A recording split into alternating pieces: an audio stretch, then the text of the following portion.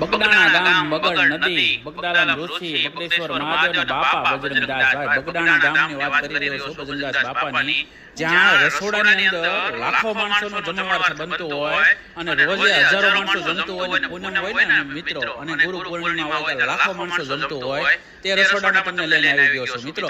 એક પણ ગેસનો બાટલાનો ઉપયોગ નથી થતો, બધું લાકડા ઉપર જ બને છે. આજની તારીખે તમે કોઈ પણ જગ્યાએ જાઓ, આવું રસોડું તમને ક્યાંય જોવા નહીં મળે.